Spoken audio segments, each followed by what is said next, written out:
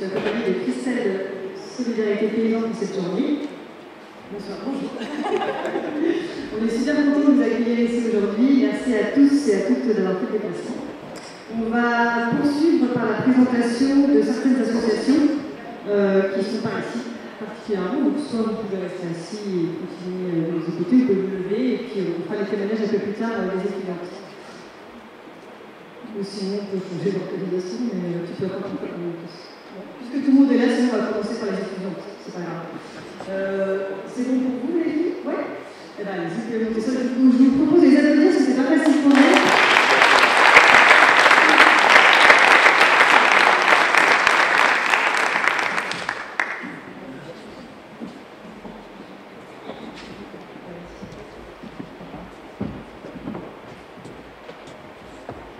Voilà, donc on vous présente Ophélie qui est donc la directrice adjointe de la maison familiale rurale de Bernay-en-Champagne, accompagnée de Julie et Célia. Non, vous ne pouvez pas mettre les petites chaises, c'est bon? On va s'avancer un petit peu les filles, ça va être plus classique. C'est pas évident, hein. Pardon. Bien, donc en fait le but ici c'était de recueillir en fait des témoignages de jeunes qui sont en formation agricole et d'avoir un petit peu leur point de vue sur leur position de femme dans un monde quand même très masculin, donc l'école, et de connaître un petit peu leur parcours, leur choix, pourquoi cette formation, pourquoi le monde agricole et qu'est-ce qu'on veut faire après. Et vont finir par nous dire un petit peu leur ressenti de femme dans ce milieu très masculin. Je vous propose de vous présenter, donc voici Célia et Julie. Est-ce que vous pouvez nous dire un petit peu déjà si vous êtes issus ou pas d'une agricole et puis en quelle formation vous êtes et pourquoi le choix des études à l'école?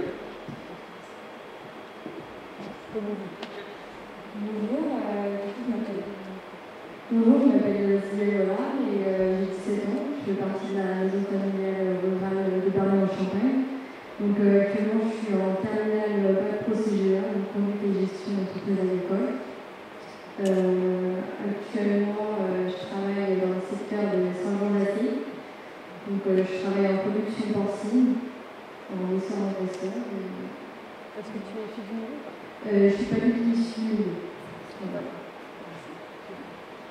Moi, je m'appelle Julie, j'ai 17 ans. Mon père est exploitation agricole en atelier volaille et culture, à côté de Saint-Calais. Je suis en stage à côté du Loir-et-Cher, en atelier vin étang, volaille et culture. Est-ce que vous pouvez nous dire un petit peu pourquoi le choix des études agricoles et pour faire quoi après? C'est quoi votre objectif à la suite de ça?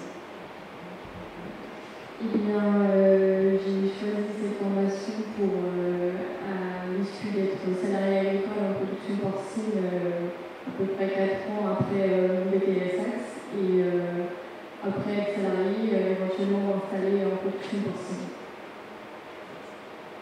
Eh bien, après mon bac, j'aimerais faire un BTS.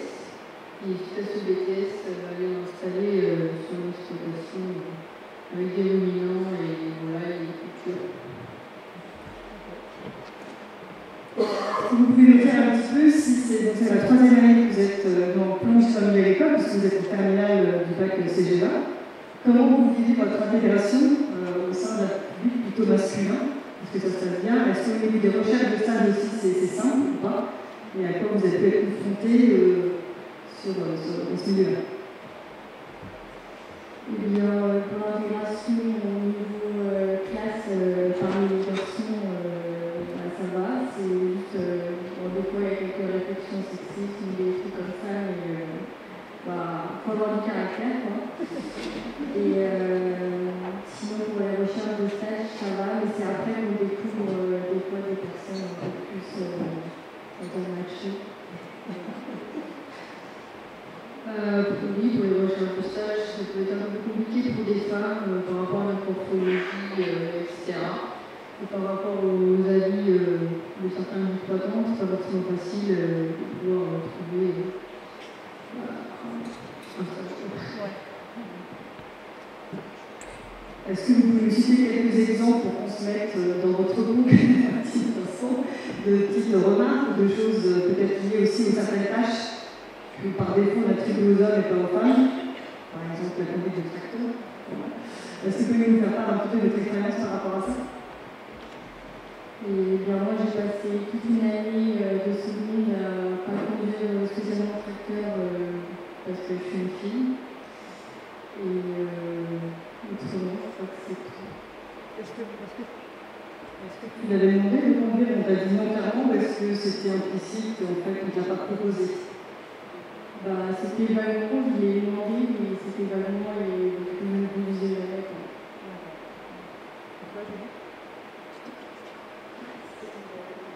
des exemples Moi, quand je suis venue à l'école, il y a un peu plus d'avantages que ma collègue. J'étais un peu plus versée dans le milieu, donc conduite d'engin, ça allait. Ce qui est un peu compliqué, c'est les parties élevage pour les ports de charge, c'est un peu plus difficile pour moi. Et donc, est-ce qu'on sent une petite solidarité entre femmes dans la classe ou pas du tout pour faire face à ces propos un peu des fois déplacés ou pas? est-ce que vous avez des entre vous? Bah, oui, franchement, on est pas tous. Il y a 2 filles d'agriculteurs dans la classe et on est quand même tous soudés et on s'encourage entre nous. Est-ce que vous avez des questions peut-être pour Célia ou pour Julie? Oui, alors justement, on s'interrogeait, alors là tu parlais de 2 filles dans ta classe, mais sur l'ensemble des formations agricoles, est-ce que tu as une idée de la proportion des filles par rapport aux garçons? On a à peu près un quart de femmes, de filles, de jeunes filles dans nos classes, et un quart, et dont la plupart non issues du milieu agricole. Donc on a beaucoup de femmes. Après ça se développe, hein, les femmes arrivent, le métier se développe aussi. Là on a peut-être davantage de jeunes femmes attirées par le milieu porcin, ou peut-être l'atelier animal est plus abordable pour le public féminin. Mais on a aussi des femmes qui ont leur caractère et qui veulent vraiment mettre la main à la pâte, notamment dans le domaine plutôt matériel agricole. Donc là, je pense à Julie, hein, clairement. Donc là, on a de plus en plus de jeunes filles, voilà, de jeunes femmes qui veulent se dévoiler, et je pense que c'est peut-être davantage complexe face au public masculin de nos classes qui, eux, ils ont la main dans le tracteur tout le temps, etc. Et donc, il faut s'imposer davantage. Donc, on a quand même davantage de femmes, de plus en plus, le métier est plus abordable. Et puis, elles ont leur chance aussi, quoi, puisqu'elles font leurs études, elles ont autant de diplômes que les hommes, et elles font leur expérience, les maîtres de stage les accueillent aussi, plus ou moins difficilement, on a pu le voir. Mais voilà, au final, en alternance, elles acquièrent les mêmes compétences que les hommes. Et je suppose que tu as dit, Ophélie, la proportion de personnes non issues du milieu agricole, la tendance s'est un peu renversée depuis ces quelques années, c'est ça? Oui, aussi bien du côté des femmes que du côté des hommes. Là, globalement, dans nos classes, on doit avoir moins d'un quart de nos classes issues du milieu agricole. Voilà. On a beaucoup de jeunes qui s'intéressent parce qu'il y a de la famille éloignée, qui sont des oncles et des tantes, ou alors des grands-parents, tout à l'heure on parlait des petits-enfants, etc. Mais de père en fils, c'est quand même beaucoup de mère en fille, on devrait dire, c'est moins courant. Est-ce que vous avez des questions? Ça va un peu partir de la question qui va venir, finalement, puisque si on trouve des jeunes femmes qui ne sont pas issues du milieu agricole, on peut s'interroger aussi sur la transmission quand même de cette passion. C'est aussi un métier passion quand même, l'agriculture. Est-ce que vos parents, vous qui sont dans le milieu, vous ont soutenu pour être dans votre projet, ou ont essayé de vous dire non, il faudrait peut-être que tu fasses autre chose? On le voit aussi dans les métiers d'artisanat, où les parents ne sont pas tout le temps dans le soutien des enfants. Donc, cette question pour vous dans un premier temps, et puis vous aussi, excusez-moi, j'ai oublié vos prénoms, pour vous, vos parents, votre souhait de travailler dans l'agriculture? Moi, pour mon père, il a toujours soutenu, mais il m'a averti des inconvénients du milieu agricole, mais je sais qu'il m'apporte son soutien quand même. Et pour moi, mes parents ils m'ont toujours encouragé dans ce que je voulais faire. Ça n'a pas vraiment d'importance pour eux, donc je suis heureuse dans ce que je fais. C'est bien.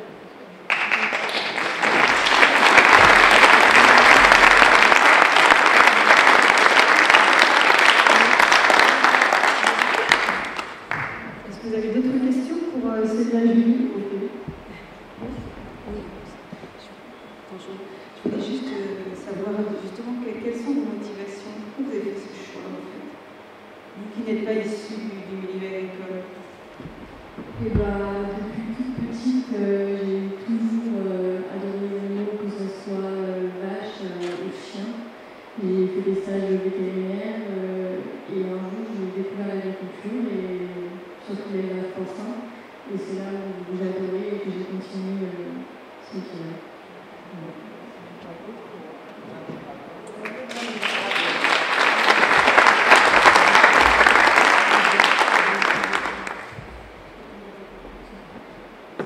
Eh bien, merci beaucoup à Célia et à Julie et à Ophélie d'être venus, d'avoir pris du temps pour venir. N'hésitez pas à venir sur votre chaîne. Merci beaucoup.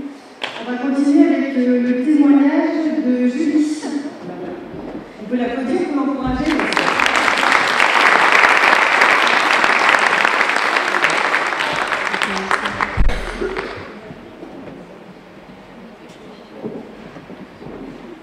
Alors, je vous présente Julie, qui est donc paysanne en élevage de brebis. Bonjour, voilà. Et puis, on va dans...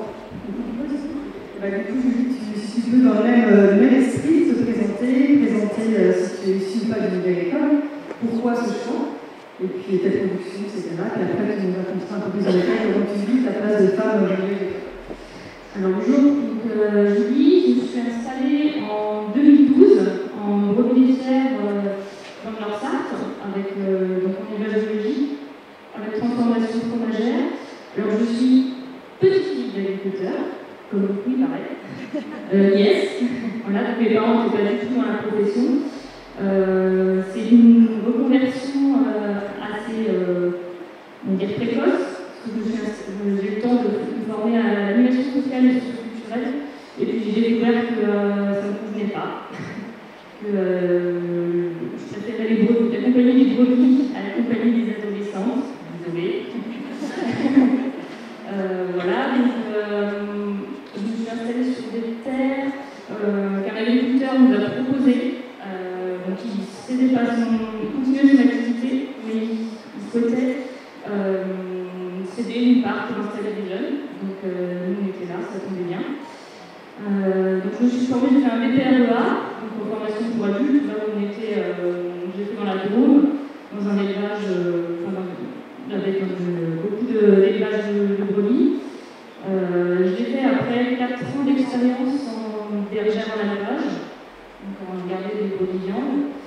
Donc bergère, j'ai déjà eu la chance pour le coup d'avoir des patrons qui m'ont fait confiance pour garder jusqu'à presque 2000 brebis, donc c'est pas rien. Voilà. Donc des PREA, dans la Drôme, donc il y a un territoire très tourné vers l'agriculture biologique, et je pense qu'on était majoritaire les femmes. Voilà.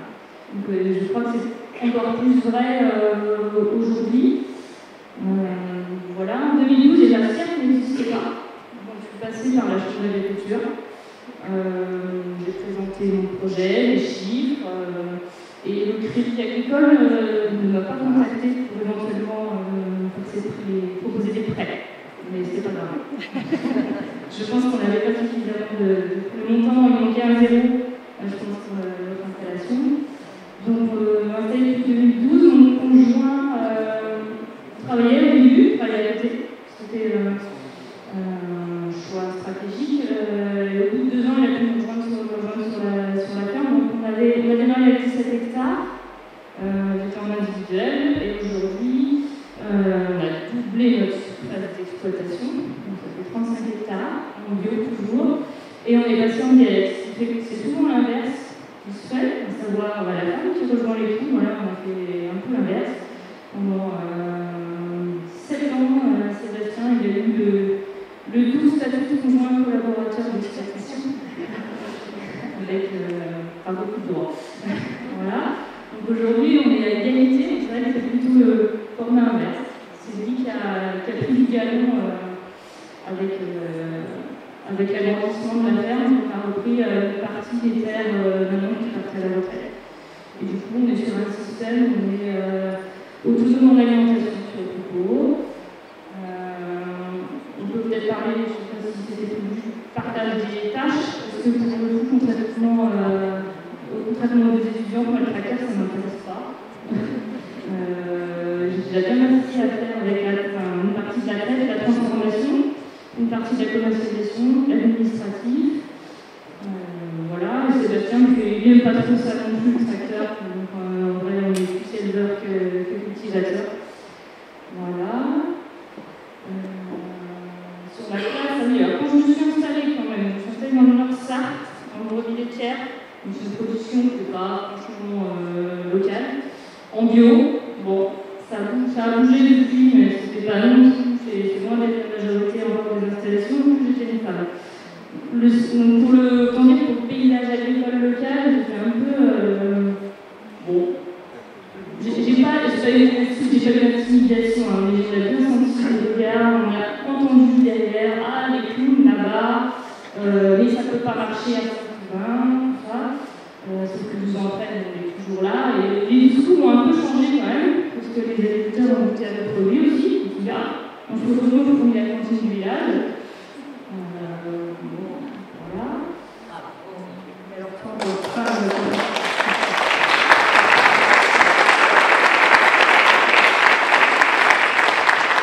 et toi, alors, en tant que femme, comment tu as vécu cette arrivée dans le monde agricole et ta place aujourd'hui Bon, ma place, je l'ai faite. Je l'ai faite, on n'a pas le choix. Après, je suis pas toute seule. C'est vrai que j'ai des collègues, des copines qui sont installées tout seules sur leur ferme. Là, c'est encore un peu différent. Là, aujourd'hui, on est quand même deux. Je ne suis pas juste toute seule paysanne. On est tous les deux à défendre notre place sur un système qui n'est déjà pas le système dominant agricole. Donc, d'être une femme aujourd'hui, ça n'handicape pas. J'arrive à prendre des engagements extérieurs grâce au salariat. On a une salariée qui travaille avec nous, qui me permet de dégager un petit peu de temps pour le militantisme agricole, à savoir la Confédération paysanne. Je suis aussi trésorière d'une association qui est toute récente, qui s'appelle la COP 72, qui est une association de formation à la compta et à la gestion entre agriculteurs. Donc l'idée, c'est que les agriculteurs puissent s'approprier eux-mêmes leur comptabilité, leur chiffre, pour pouvoir prendre les bonnes décisions de gestion. Donc ça c'est pas récent, ça. C'est tout récent. On va démarrer le mois prochain les premières formations. Et puis je suis devenue présidente de CAP 72, qui a longtemps été rattachée à la SIAP, dans le sens où Aurélien était salarié sur les deux structures.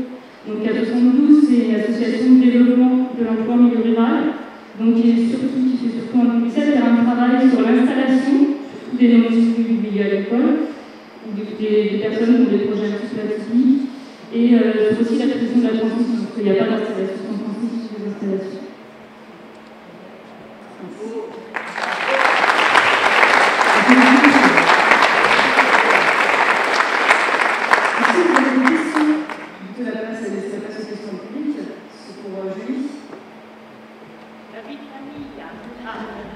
Il y a des enfants. Et on a... Comment concilier la vie de famille avec le travail? Il y a une période de l'année où c'est plus compliqué que l'autre. Cette saison-là, nous produisons plus de lait, donc la vie de famille, les filles, elles profitent beaucoup de leur papa et de leur maman. On va dire qu'on est un couple moderne, donc que ce soit à la maison ou avec les enfants, je ne suis pas toute seule. Il n'y a pas qu'une maman, il y a un papa aussi. Et clairement, quand il y a beaucoup de travail, des fois les enfants sont un peu plus dans les pattes, ils sont sur la ferme. Mais on jongle, hein, mais je crois je dirais quand même comme toutes les mamans et tous les papas ont des enfants pas encore complètement autonomes. Moi, c'est plus une observation en fait qu'une question. Vous avez eu des petites difficultés pour les levées de fonds au démarrage de votre activité? Non, on n'a pas eu de difficultés, c'est qu'on n'avait pas prévu d'emprunter suffisamment, je pense, pour intéresser les banques. Et dire que c'est un enjeu globalement des chefs d'entreprise. Mais quand vous êtes agricultrice ou paysanne, vous êtes chef d'entreprise et on voit bien que les femmes, c'est le sujet aussi de réussir à lever des fonds suffisants d'ailleurs, vous disiez suffisants, ou d'enlever tout court pour pouvoir créer son activité. Donc là, c'est vraiment un sujet qui est partagé par toutes les femmes chefs d'entreprise, que ce soit exploitation agricole ou start-up. Ou maman solo qui veulent juste faire un emprunt pour avoir acheté une maison. Là, pour le coup, pour les banques, des témoignages de femmes au milieu rural qui étant salariées ont des difficultés à trouver des prêts bancaires. Enfin, là, je pense que quand on est une femme, a priori, on est plus dépensière, donc il faut plus de revenus pour pouvoir faire un emprunt. Voilà, donc on voit que c'est stéréotypes, hein, c'est ce que vous avez dit, de toute façon, depuis le début, avec les études aussi. Est-ce que vous avez des questions? Une question pour Julie?